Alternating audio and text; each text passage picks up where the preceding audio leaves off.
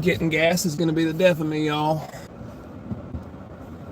The one place's card machine was down, so I got back on the interstate, nearly ran out of gas.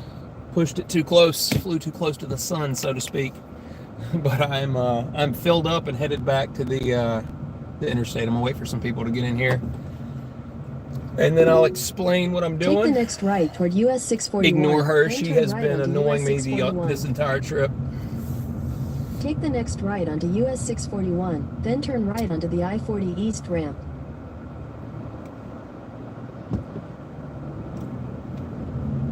Alrighty. Pull up chat. Turn right onto the I-40 East ramp, then merge onto I-40 East. Let me get going and get my cruise control set. This car that I rented is pretty cool. It's got all kinds of like keep you in the center of the lane features. Cruise control is pretty cool. It keeps you from riding people's butts automatically, which is pretty cool too. So, but really what I want to do now that I'm by myself and I'm on the way back to the Carolinas to get back to living life, is I just want to tell basically my experience from start to finish with this ARC protest. I'm taking a page out of one of really my YouTube heroes, Owen Morgan. Sort of his style of his live streams is he will go through them and then he kind of cuts them up and makes them into short form videos. So I will be using this later on, cutting out the interactions with chat and things like that. But I want to have just a minute to document my experience as a brand new YouTuber, a new member of this larger community of atheist activists and skeptics, and just this community has been very welcoming. I'm just new to it, so this is my perspective with this whole situation, and I'm just going to go through it from start to finish. So the reason I got involved with the ARC protest in the first place was I met Joe, Kentucky Atheist, who put it on. I don't remember exactly how. It was because of my call with Kent Hovind, and that got us connected, and we started talking about some of the needs that he was looking at sort of in the background, and I reached out and basically was trying to help him with some of that. And in this process, I got to know Jess as well pretty well. We've become pretty good friends, and we talk frequently, and we talked a lot about the ARC and the different aspects of getting that plan, trying to get us somewhere to stay. But I really got to know those two, but I really was there just to help when needed. They did all the heavy lifting and stuff. But the more I see them planning, the more I'm sort of helping get involved. I'm excited about this, but I don't know anybody. I know names from chat, and I know a couple of channels, and there's some people that have had me on at this point, and so I know a few people, but I don't even know faces and names, right? So what's up, man? Can you hear me? I hope everybody can hear me. If there's anybody here, I am doing this completely on the fly, and I am driving, so I might not be super interactive with chat because of that. I got to get home safe. Yeah, AJ, let me know. Okay, Deviant, what's up? Okay. So anyway, I meet Joe and Jess around January, February this year, and basically just volunteering to help. And that kind of got me sucked into some of this behind the scenes stuff. And so I'm getting excited. There's a lot of people there that I'm excited to meet. And I drive up. Now, I'm going to give you a little bit of a breakdown of the drive up. It's been pretty crazy. I live in the Carolinas. If you're familiar with the channel, you will...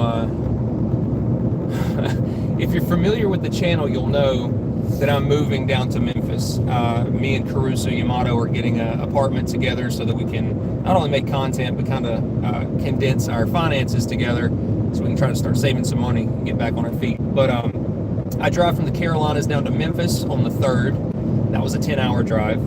And then the next day I had to wait for Chris to get off work. So I dropped him off in the morning. I slept in the parking lot. That's never fun or very refreshing, but I got to sleep where I could. And then me and him drove as far as we could before I gave out. And that was on the 4th. We ended up staying due to some generous donations, to be completely honest. We didn't really have it in the budget, but I was exhausted, and a couple of you guys came through in a big way. And me and Chris were able to get a hotel room, get a good night's sleep. So now we're into the 5th. Okay. We had about 3.5 hours. We got up, everybody's refreshed. I knew it was going to be a long couple days. And me and Chris ride up to the Airbnb. So I pull up. It's just for some context. There were, I think, 3 Airbnbs, and then the hotel. There were too many people to put in one house, but I was housed with Jess, and there are a few people that I'm gonna not mention. They're not content creators, they're supporters. And anyway, Jess and plus one, and then a couple of their friends, and Nancy of the Apostate Sisters, Austin Sims, Chris, and me. I believe that was it initially. And I'm sitting here, we pull up, meet Jess, and I turn around and Nancy's pulling in. And out of the passenger seat of the car comes Kelly friggin' Laughlin. And if you're not familiar, he's been involved with the Truth Wanted podcast. He's been an activist, and he's just a I don't know. I don't want to fanboy here, but I'm like, holy shit, it's Kenny Laughlin. So he ends up staying with us too. And that experience in and of itself, just hanging out and meeting these people in person, I felt like I was in a dream for the first couple hours. I'm like, is this real? And then the imposter syndrome hit me, and I'm like, you are not worthy to be here. You are not, you are not good enough to sit around some of these people. And so I'm dealing with that, and I'm getting to know these people, and everybody's defenses, I guess, are sort of coming down. Everybody's getting comfortable. And it just really turned into a super cool evening, because we sat there, we got comfortable with each other, we got to know each other. Matter of fact, we were supposed to go to sort of a pregame party. We were supposed to, it's more of just a meet up and hang out at Jim and Christie's house. Jim and Christie, Jesus, I'm so sorry, I am drawing a blank on their last name. He's the president of the Tri-State Freethinkers, who sponsored this event. And he opened his house up to basically everybody to come hang out. Well, we were getting ready to go. Now, we've been at the house now for about 3 hours. Everybody's there. We're kind of, unpacking and getting comfortable. And they're like, all right, let's go to Jim and Christie's. And everybody's kind of like, I don't know, I kind of want to stay here because we're just vibing. It was such an immediate, bonding and meshing of the personalities and just, the common interest. There was no pulling us apart. We were in over our heads with a really good conversation. And to be honest, it would have been fun, but I think we benefited most as people, just having that personal time with a few select people. And then Godless Granny walks in the door, and I'm like, okay, it's okay. I'm here, and it's okay that I feel this way, but I am in a whole nother world. Because Godless Granny, just for context, Godless Granny's channel, when I first deconstructed, was very beneficial to me, and it gave me some hope in a time that felt pretty hopeless. And so that's sort of the starstruck aspect of that. But Godless Granny comes in, and we just continue the conversation. We talked. Everybody pretty much the first night hung out and just got to know each other. We didn't do anything, go anywhere. There was a group though that went to the Creation Museum, and the reason I didn't go, to be honest, is because I cannot justify giving Ken Ham money. I can't justify, even for the experience, and I'm sure it would have been amazing going with some of those people. I don't have the money to give right now, and I'm surely not giving it to Ken Ham, so I skipped that. But yeah, the first day was sort of hangout. We get up the next morning. Now, everybody's supposed to get there about 11 o'clock, but I decided, along with Chris, Austin Sims, I didn't mention him, he also stayed with us. Great dude, by the way. Got to know him really well over the past couple days, and me and him have some cool ideas that we've talked about, so stay tuned. Great guy. But me and Austin and Chris, Caruso Yamato, went down early, about 8 o'clock, and we started setting up because there were basically a handful of volunteers to set everything up, every tent, the stage. You know, the sound guy came and did his sound stuff, but it was a lot of work for a few dudes. And we started early. We get down there, and on the way down there, we get notification that Kent Hovind's PR guy, Joseph is who it was, contacted one of the other volunteers, or somehow they were in touch, and the word on the street at 8 a.m. was Kent's lost and he's not going to be able to make it to the protest because they can't find us. So me and Will, who was the contact here, sort of the middleman that I heard this from, and Chris are setting up, and I'm like, yeah, Chris, he pulled out like we knew he would. So at that point, we didn't think anyone was coming as far as Kent Hovind and his ilk. We thought at that point it was done and there would be none of what happened later. We'll get to that. But so we're setting everything up. We've sort of accepted the fact Kent has chickened out, despite just the couple nights before saying, like, to sign off, like literally the last couple sentences where he's going to Kentucky to get us saved and to, you know, see us get down on our knees and blah, blah, blah, blah. And, you know, now he's pulled out.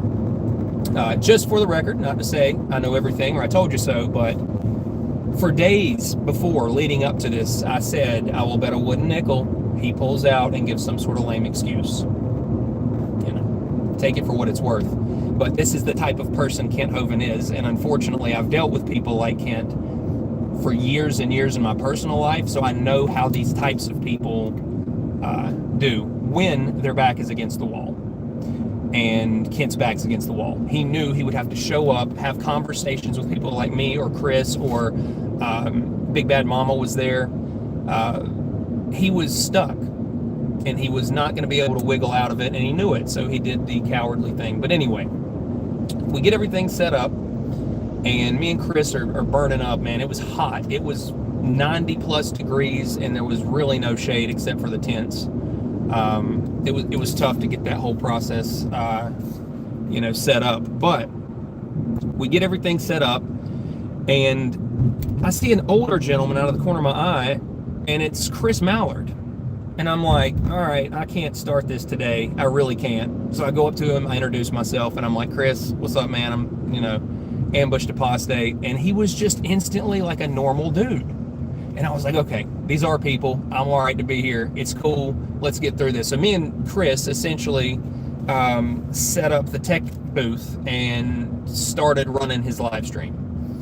A little bit of context for the whole live stream business. I was a little concerned because initially there weren't any plans to live stream, and going back to having these conversations with Jess and Joe about some of the technical stuff, when Chris Mallard announced that, like the day before, I think it was on the 4th of July, the morning of the 4th, oh, he's going to live stream. I'm thinking, can we do this? Do we have the tech to pull this off?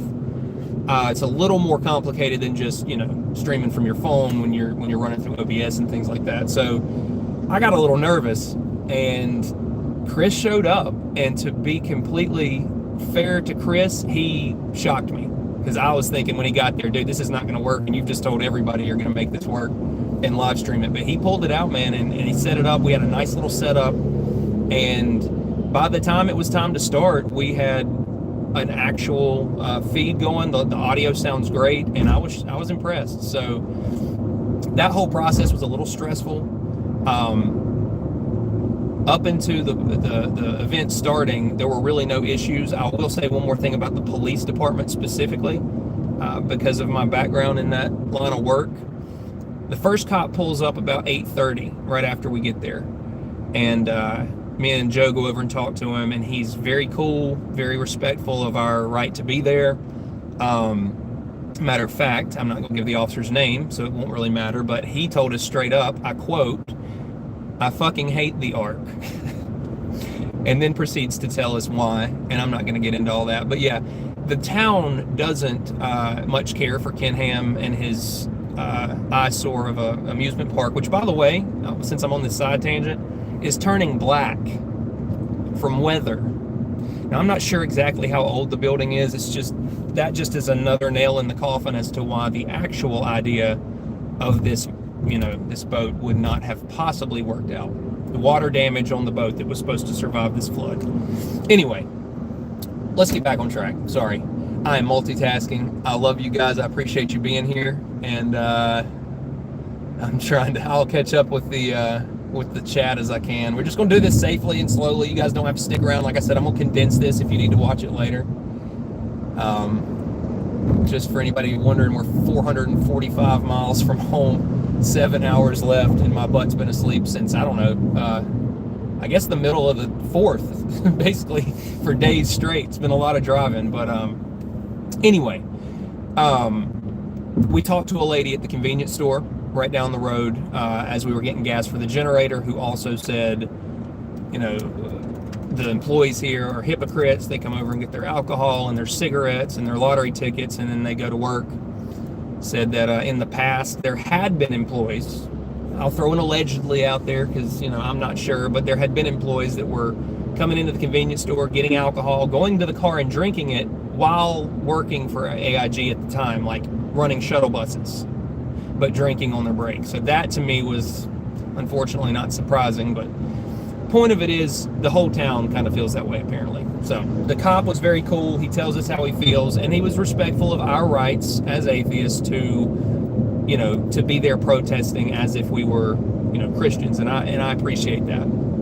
So I brought them up specifically because they come back up in the middle of the protest. We'll get to that. So first speaker goes up, and that's Ember, and I'd never met Ember before.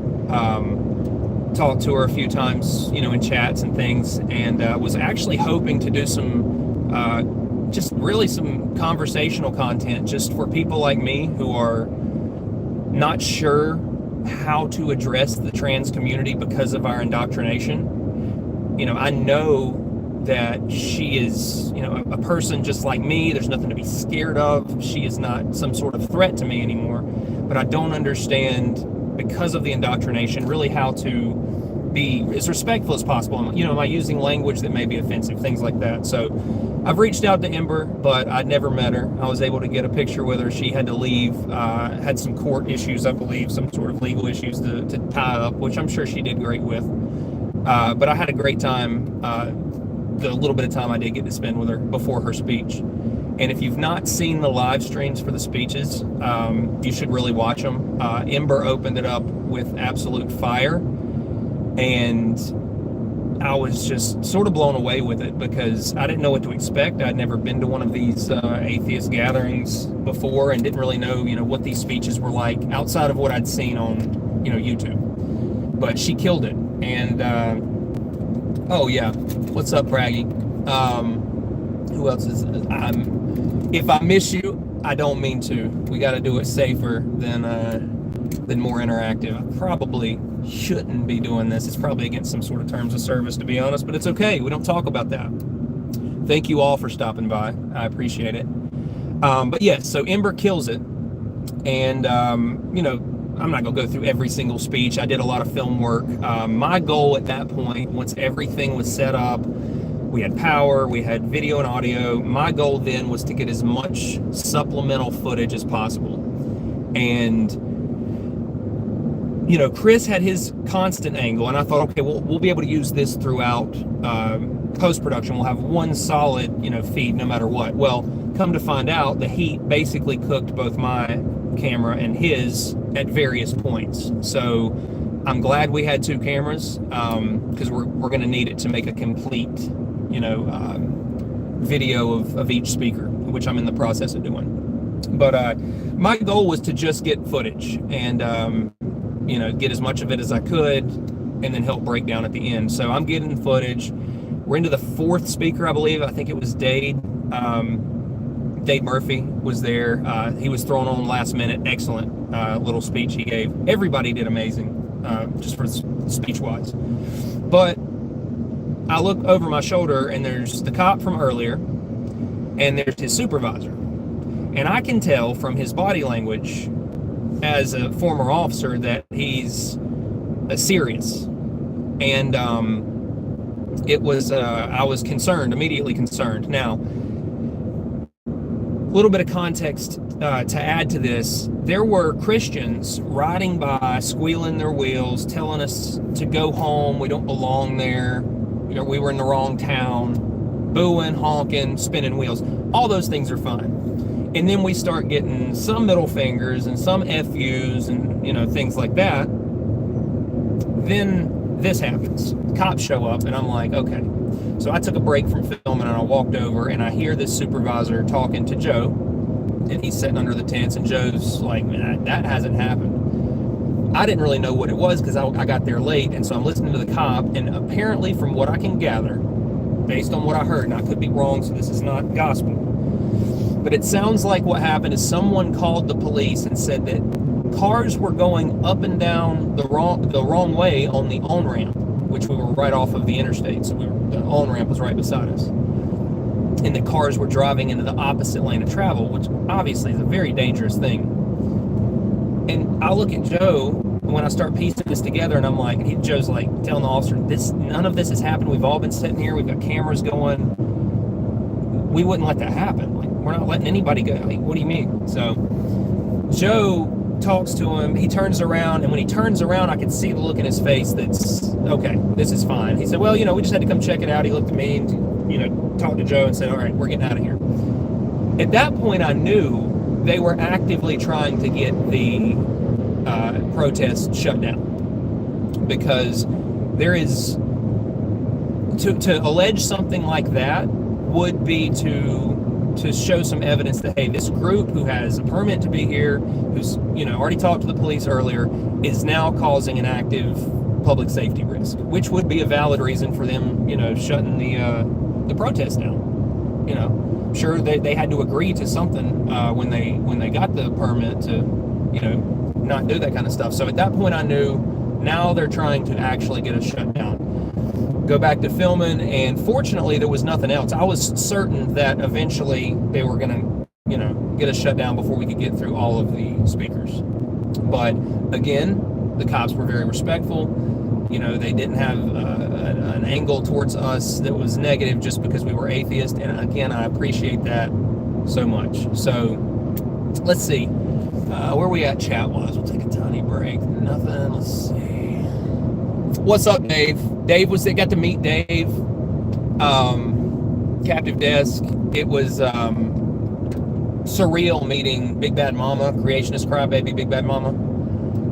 Let's see, who else? Real fast while we're thinking about it. Here we go. So I don't know, it was about halfway through, it was about this time, where the cops came, about halfway through the speaker list, and I'll look over, and here's Secularity, Elliot, just casually walking up to us, and it started again, and I was like, no, you're not gonna fanboy here, this is not gonna happen. Well, I'd already had to been fighting this feeling with the skeptic. He brought his family, beautiful family, awesome guy, super fun. It's crazy. All of these people are exactly like they sound in their videos, and it's funny because, you come from a world like I do, of where the important people are these Christian leaders, Christian rap artists, Christian whatever. These are the examples. And then you see the scandals, and you see the double standard and hypocrisy, and just, quite frankly, they're an asshole behind the scenes in a lot of cases. And then now I'm in this community of people where you literally are getting a genuine version of, I can't speak for every single person, but I feel like almost everybody I've met has just been just how they are in their videos, and just genuine, honest, open people, and it's such a cool thing. Anyway, differences between this group and this community versus the church in a lot of cases. Anyway, so Elliot comes over. John Gleason's already standing there, and so is the skeptic. And I'm like, look, guys, I have to do this once. I promise I'll never do it again, but I'm new to this community, and I need a picture. So I got a picture with them, but I promised them I will never fanboy over them again, and I won't. I promise. But it was just a really cool experience. And so they get up there. At this point, at the very end of the protest, Elliot closed it out. So he was number 10 on the list. And at this point, things are actively shutting off because of the heat. If you were watching the live stream and you were wondering what was going on with Elliot's feed, the heat is literally cooking the cameras. And I know Chris mentioned this morning on the Damn Show that he was literally feeling like he was going to pass out. I'm going to piggyback on that for a second because, like I said, I was with Chris all day. We set up everything all day, and we got heat exhaustion together, all day. Sort of on autopilot. You look at him, he's kind of this like glazed over, like I'm just trying to survive look, and I'm sure I probably had it too. But he was taking water bottle showers, trying to stay cool. And I was actually okay compared to what it looked like he was until Elliot started speaking, and I started getting the fading of the vision and the ears ringing. So I'm sitting here trying to, bend my knees so I don't, lock them and pass out. And then the heat was just bearing down, and I'm like, all right, if I go out in the middle of this, that's going to be bad. So I literally just fought it, and I could see Elliot's shape in my viewfinder. And I just remember thinking, it still says record, and the shape is sort of in the middle. I think I'm getting it. And so by the end of it, I didn't know what I'd filmed. And fortunately, I can report I have gone back and skimmed it. It is excellent footage of Elliot's speech. So that will be coming soon. I'm actually going to send that to him. And while I'm on that topic specifically, I'm going to be reaching out to all the speakers. They're getting their raw footage. It's not going to be something like, go to Ambush's page and watch all the speakers. They deserve to have their speech in the best version possible on their channel. So I'm just taking the angles, I'm putting them together. I've got the cleanest audio source I could get, which was straight from the soundboard. So I just want to produce an uncut speech rather. I'm not hosting these, so you will have to watch for each individual person to post or not post. I mean, maybe they won't. I don't see why they wouldn't, but maybe they won't. But it's not my speech to post, and I just want to be clear about that. I'm not going to be doing that. I will be sending it to them. I will, however, be making a sort of a summary video of the whole thing, and it will include some segments of each of the speeches from my angle. But no, that's their speech to post. Okay. I almost died during the Elliot speech. I pushed through. It's over, and now we go to carrying the banner. So if you've never been to the ARC protest before, you don't know the tradition. The Tri-State Freethinkers have a banner, the famous banner that converted Kelly, Godly Granny, and it says Genocide and Incest Park. So that banner has been used every time they've had one of these for the past 9 years when they've had it, and we unroll that and we march it up about, a quarter mile or so up the road to the entrance of the ARC. So everybody that was there has their signs and has this banner. I'm still filming and just getting, more B-roll footage and things like that, but I'm watching the same black truck that's been coming by, blowing black smoke on us, from his big diesel pipes and screaming, and he was one of the FU with the middle fingers. That was his sentiment. It was very hostile. And he's just driving back and forth, he's spinning his wheels. And so I've got him sort of in my periphery, I'm multitasking and keeping an eye on him as he's coming back and forth. Because he may be unhinged, I don't know. And I'm trying to get the film. So we go through this whole process. We get up to the front of the entrance of the ARC encounter, the closest we can go without, trespassing. We take the famous picture and we start to head back. Two cool things happen right here that I want to share. The first one was this dude comes out of the ARC, a civilian. I thought it maybe was like their security, just going ahead and heading it off. They're going to talk to the people that are at the front and see what's going on. This was a father who was there with his wife and about 5 or 6 kids. I could see him standing in the distance, and he came up to ask us what we were doing.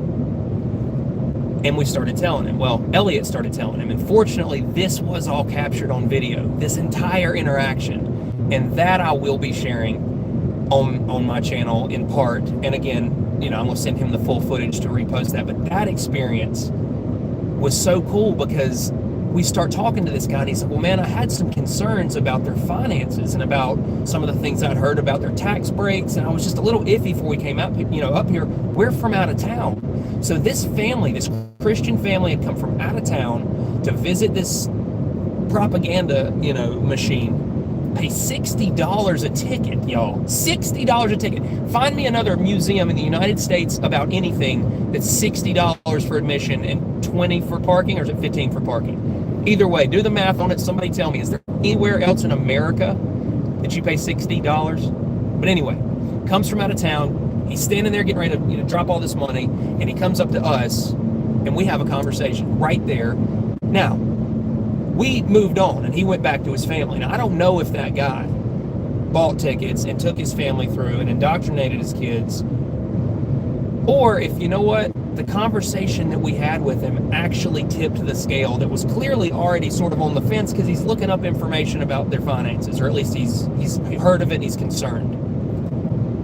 That to me is so cool because that is the goal. That for me is the goal. Those type of interactions that literally change the direction of those kids' lives, because those kids standing there are why I do this. Just as a friendly reminder, if you're new to this channel, I have 5 kids that I love more than anything in the world, and I would not be here today without my kids, and that is a 100% fact. So my content, if we boil all of this down, is for my, you know, essentially my kids and anybody else that can be helped through my content. So to see those kids and their dad coming up and going, should we just bail? Maybe we should just go, you know, home. Bingo. That's why I'm here. That's why I spent the extra money to drive up here. That's why I'm exhausted and sunburned, but it's so worth it because those are the reasons I do this. So that was amazing. And we get finished with the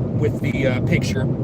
The gentleman goes back up to his family, and like I said, it's a mystery. I don't know. Did he go in or did he not? Maybe we'll never know. As we're walking back, here comes this truck again. This time, I don't see him. I hear him, but I don't see him until he's right up on us.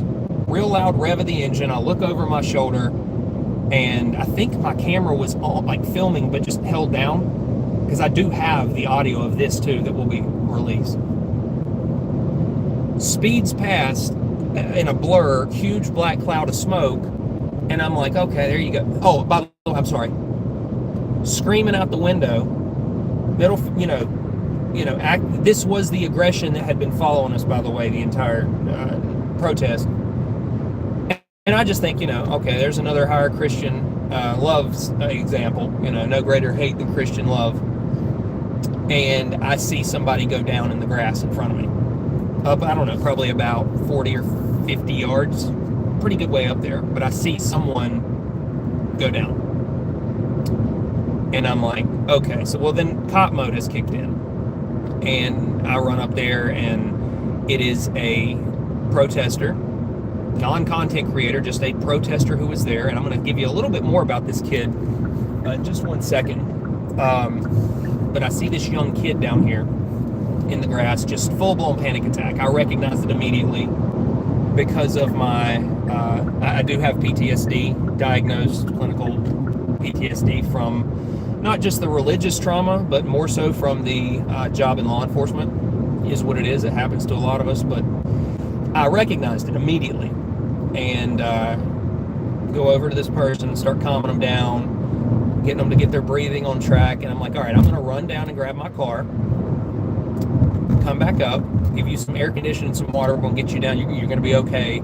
Stay by, stand by. Be right back. This protester was not an atheist, by the way. This protester was a Christian. They were there to support the fact that, our right to protest, but also to demonstrate against Ken Ham for being an unhinged psycho compared to a lot of middle-of-the-road, religious Christian sects. So this kid was there in support of us, but I didn't know that. it was someone in need. And so I ran up there and said, how can we help? Well, fast forward a little bit later, once this kid gets calmed down, we get to talking.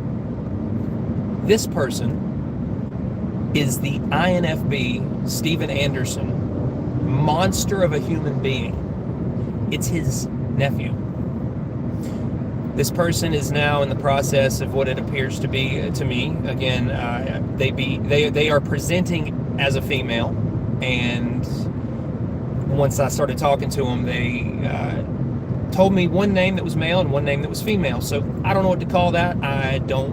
Doesn't bother me either way, and I respect it, but I don't even know this person's name.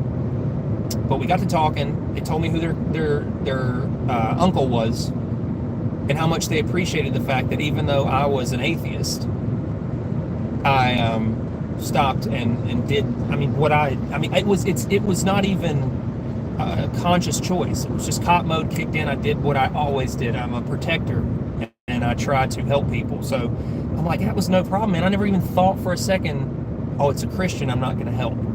But again, that situation happening right after the one at the gates, it was like, man, this is what changes minds. This is what changes hearts right here. Because I could have very easily fit the stereotype that we all hear about, how evil atheists are. And knowing that kid was a Christian, I didn't tell you all this, but I had already talked. When I found out he was a Christian initially, was on the way up there.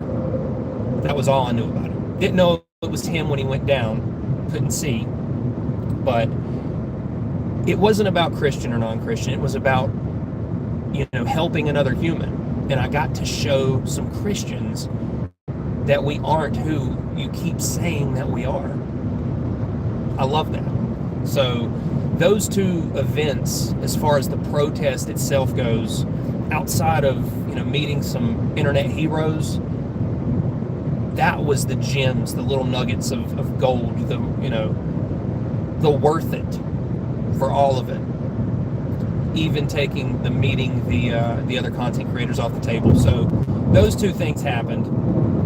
Very cool experience. At this point, I'm exhausted, and I'm like, all right, now we have to break all this down. So Joe, hold on, let's see. Do we have? Yeah, people are still watching. Well, you know what? At least you're not completely bored out of your brains. Y'all got some full conversations going. Jess, what is up, my friend? All right, well, y'all keep it going. I'm gonna keep talking. So at this point, I'm looking for Joe because Joe's been running the show from the jump, and what do we need to do to get out of here? Because we had a after party planned at Jim and Christie's. And Jess, please drop Jim and Christie's last name in the chat. It's escaping me, and they are wonderful people, and I want to make sure that people know who they are. But yeah, so we had an after party that was it's like 7 o'clock, and it's pushing like 3:30, and we're all burnt, and we need showers. We're dehydrated. And I'm looking for Joe. I'm like, I want to get the hell out of here. Like, where's Joe? Joe's already down for the count and needs a second wind. The heat has gotten to him. He's sitting in the car and saying, man, I really appreciate it. Could you do this and do that? And I'm like, yeah, I got you. So I get back up with Chris, the Caruso Chris. And one funny point, now we're talking about Chris, is Chris Mallard. As soon as it was over, and he addressed this on his show this morning, it is what it is, but as soon as it was over, boy, he unplugged his stuff, gone. Didn't do the walk with us or anything, and I didn't get a chance to even help him load his stuff up, because I remember thinking when I help him unpack, when we break down, I got to get my charger. Because I had my camera plugged into a charger as well. Fortunately, it wasn't super expensive. It was just a Type-C, plug into the wall. It was a beefy one. I mean, it was fast. Super fast charging or whatever Android's got. But yeah, he ran straight off with my freaking cord, man. Just dipped and was gone. But anyway, the other Chris, the Chris that stayed, shouts out, by the way, to Chris Caruso Yamato. Me and him spent the weekend together. We're getting ready to move in together as roommates, and it has been so refreshing to have somebody, again, another genuine person, another person that cares about me as me for who I am. And doesn't appear to be, living as hypocritical, double standard, life that I see, I've seen my whole life with the Christian crowd that I grew up around. He's just a genuine dude, and I really appreciate you, Chris, if you're watching. If not, if you guys have not subscribed, please go check out Chris. Anyway, back to the story. Me and Chris are both about dead, and he's lightheaded. I'm a little lightheaded. I'm like, dude, we got to break this stage down. So we literally power through breaking the stage down and the rest of the tents, and it was, I don't know how we did it, but we did it. And so, let's see, we'll fast forward a little bit. We basically go back to the Airbnb, take some showers, and clean up. Jim and Christy put on a extremely hospitable after party, and let's see, I'm gonna see if I can find it. Helton, yes, thank you so much, Jess. Jim and Christy Helton, Tri-State Freethinkers, opened up their home to 50 people probably. I mean, the invite list was essentially everybody that was there, on our side at least. And funny enough, the nephew of Steven Anderson that I talked about earlier, and the people he was with, they were with, were also there. So that was fun to get to catch up a little more and learn some more about his backstory. But anyway, we get there. Mandisa Thomas is sitting on the couch, and it's like, hey, sit down. Mandisa's right here. Great human being. I got to meet Mandisa back in 2019 when I was literally just deconstructing and had no clue what was going on. I went to a recovering from religion, it's called the Fall Excursion of 2019. It was up in the mountains of North Carolina, and Dr. Daryl Ray was there, and some other people, Gail Jordan and Mandisa Thomas. And so I said, hey, I know you don't remember me, and that's fine. I said, but the last time I saw you, I was a ship lost at sea. I had no clue what to do, no resources. I mean, I found recovering from religion and said, oh, it's close to me, I'll sign up. Knew no one. I said, and now I'm making content, and I've been able to be a small part of getting this, this whole thing accomplished, and I just wanted to say thank you. She was so cool about it, and just so welcoming. But now we're playing games. Like, we played a couple games together as a group. We watched some music videos and some other cool stuff. Jim's got a fantastic house. It's got a little home theater. We went in and jammed to some classics on this big screen. I mean, it was just a great time. And again, just the community building, because this whole time you've got content creators talking, you've got people making these new friendships and new connections and sharing these ideas for content. It was very much so like fellowship, and I hate to use that word because it's a very Christian word and it has a lot of baggage, but the fellowship that we had at Jim's and that we had the night before at the Airbnb was just phenomenal, and it was irreplaceable, to be honest. And he facilitated that, and I'm very grateful. So Jim and Christy Helton, again, wonderful people. Thank you so much. If they happen upon this, you guys made an incredible experience that much more incredible. So it really couldn't have got any better. And it was crazy. We're standing in their living room, and people are coming and going. Chris comes and goes, Mallard, that is. And then Purple Rhymes with Orange comes in, introduces themselves, and I'm like, now it's just like the chat is appearing. It was so wild. And I was going to take some videos and some pictures, but I thought, you know what? A lot of us spend our time in front of a camera, and we spend our time, getting the right angles, and hey, let's take a picture. And I'm like, I don't want to do that here. I want this to be a moment spent amongst the people here. And Jess and her partner was there, and some other really great people. And I'm like, I'm not going to ruin this with the cameras and stuff. So, all right. I don't think Austin Sims is in the chat. I'm going to tell you the last little part of. That was last night, wasn't it? Jesus, it's already been a really long day. The last part of last night, we leave Jim and Christie's, and I said, look, me and Joe have to get together. I've spent the entire time I've been here, literally from the time we got into Kentucky, he's like, hey, can you just stop by and pick up this generator? I'm like, yeah, I'm on it. Like, it was just work. Then he gets sort of heat sick, and I didn't get to see him. And I'm like, I'm going to Joe's Airbnb to see him. It was an hour away, but I'm like, I don't care. It's an hour away from ours. So I had Austin Sims with me. and Nancy rode with us as well, and she ended up getting another ride. And I said, all right, Austin, we're going to hang out. I don't know how long we're going to be here, but we're going to hang out with Joe. Then we walk into essentially another night of the first night at the Airbnb, except this time it's at Joe's, and that was a whole nother, several hours of that bonding. It was, let's see, who was there? It was me and Will and Joe. Jay Bundy, Robin, and a couple other people from the chat. Purple was there. I'm so sorry, I'm forgetting the other name. Help me. Porpoise. Somebody help me. Jess, again. What's up, Ryan?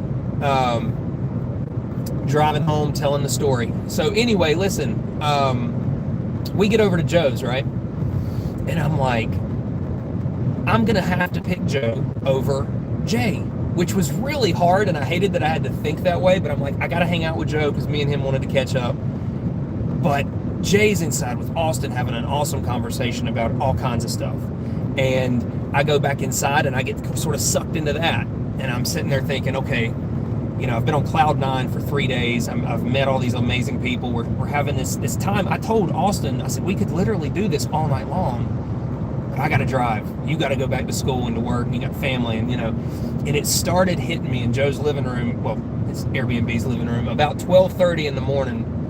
I'm like, man, this is over. It's coming to an end. And it wasn't go back to the Airbnb that I was staying at and continue these conversations, because it was going to be about 2 a.m. before we got there. People are sleeping, people are sunburnt and tired. And it was like, man, I hate this. I hate this part. And, but now I'm reflecting on the whole event, and I'm so thankful for it. I'm not gonna get emotional, I swear to God. But in that moment, I was sad. I was like, damn, man, I hate we're having to go back. So me and Austin get back in the car. Me and him have a very cool one-on-one conversation the whole way back. And again, some more building of this community and planning of future content, and just,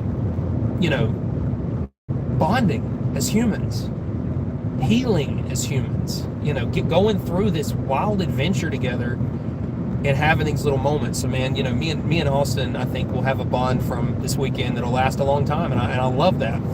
So overall, well, I guess to wrap it up, this morning I got up and had breakfast with Chris. I stayed in the car last night. I went and bought another hotel, so I curled up in the back, hadn't slept great, and I'm like, you know what, I'm leaving out early. So me and Chris got breakfast, and we went and dealt with some paperwork about the rental, and then I took off. So the protest, except for this horrible drive, is over, and that was pretty much my experience from start to finish.